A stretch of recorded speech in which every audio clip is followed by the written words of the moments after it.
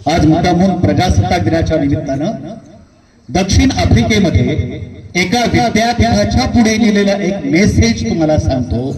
तो मेसेज असा होता, एखाद्या देशाला नष्ट करायचं असेल तर त्या देशावरती क्षेपणास्त्र, त्या देशावरती अणुबॉम्ब टाकण्याची गरज नाही।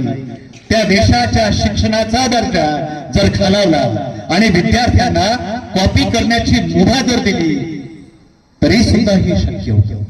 मग अशा ढासळलेल्या शिक्षण पद्धतीनं तयार होणाऱ्या डॉक्टरांकडनं रुग्ण मरणार, अशा शिक्षण पद्धतीनं तयार झालेल्या इंजिनियरकडनं बांधलेले पूल इमारती कोसळणार, अशा शिक्षण व्यवस्थेतनं निर्माण झालेले अर्थशास्त्री असतील, अकाउंटंट असतील, त्यांच्याकडनं देशाच्या पैशाची नासाडी होणार, न्यायाधीशाकडनं व्यवस्थित न्याय मिळणार नाही। थोडक्यात शिक्षण व्यवस्था जर कोलमडली तर लक्षात घ्या राष्ट्र कोलमडते।